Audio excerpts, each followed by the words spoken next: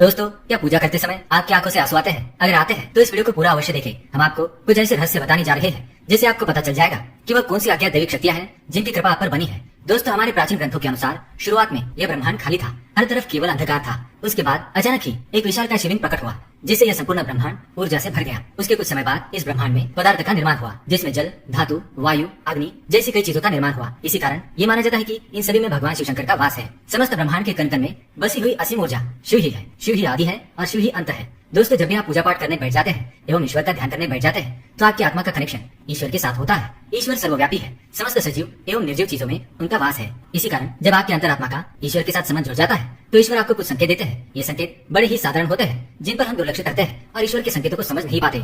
सर्वव्यापी परमात्मा सभी जीव जंतुओं की आत्मा से जुड़ा हुआ है। जब भी हम पूजा एवं ध्यान करते हैं तो आपके आसपास का वातावरण सकारात्मक ऊर्जा से भर जाता है और इसी कारण से हमें प्रसन्नता महसूस होती है। दुख का माहौल भी खुशी में बदल जाता है। आप कितने भी स्ट्रेस में क्यों न हो, आपको अच्छा और फ्रेश महसूस होने लगता है क्योंकि इन सकारात्मक शक्तियों का प्रभाव ही कुछ ऐसा होता है। कई बार विद्यार्थी पढ़ाई करते समय माँ सरस्वती का ध्यान करते हैं तो उनकी आंखों में आंसू आ जाते हैं अथवा अचानक से नींद आने लगती है। इसका अर्थ है कि माँ सरस्वती की कृपा उस विद्यार्थी पर बन रही है। साथ ही दोस्तों, कभी हम ईश्वर से जुड़ी कोई कथा सुनते हैं तो हमारे शरीर का रोम रोम खड़ा हो जाता है और आंखों से आंसू आ जाते हैं। ईश्वर की उस अनंत शक्ति का अनुभव करते हुए कभी कभी हमारी आंखों में आंसू आ जाते हैं और ईश्वर पर हमारा विश्वास दृढ़ होने लगता है। दोस्तों, अगर आपको भी ऐसे संकेत मिलते हैं तो इस वीडियो को अंत तक जरूर देखें। आज के वीडियो में हम आपको कुछ ऐसे संकेतों के बारे में बताएंगे। अगर आपको ईश्वर का ध्यान करते हुए ये संकेत मिलते हैं तो समझ जाइए कि ईश्वर आपको कुछ संकेत दे रहे हैं। तो आइए जानते हैं। इससे पहले दोस्तों, अगर आपने हमारे चैनल को सब्सक्राइब नहीं किया है तो इसे सब्सक्राइब जरूर करें। साथ ही दोस्तों, वीडियो को लाइक कर दीजिए क्योंकि बाद में आप भूल जाएंगे। सबसे पहली बात, आंखों में आंसू आना। दोस्तों, अगर आप ईश्वर की आराधना में ध्यान लगाकर बैठे हैं और अचानक ही आंखों से आंसू निकल आते हैं तो यह ईश्वर का संकेत है। आपकी आत्मा का ईश्वरीय शक्ति से मिलन हो चुका है। ऐसे समय में ईश्वर को अपनी मनोकामना अवश्य बताएं। ऐसे समय पर ईश्वर से की हुई हर प्रार्थना का फल मिलता है। ज्यादातर लोग इसे संयोग समझकर ध्यान नहीं देते और बस ईश्वर की आराधना में खो जाते हैं, परंतु यह ईश्वर से कुछ मांगने का सर्वोत्तम समय होता है। जब भी आप पूजा करें और आपकी आंखों में आंसू आ जाए तो ईश्वर को आपके जीवन के दुख एवं कष्टों के निवारण की प्रार्थना करें। साथ ही पूजा के समय आंखों में आंसू आने का यह भी कारण माना जाता है कि आपके अंतर्मन की बुराई की सफाई हो रही है और आपका अंतःकरण शुद्ध हो रहा है। दूसरी बात है जलाई हुई जोत का बढ़ना।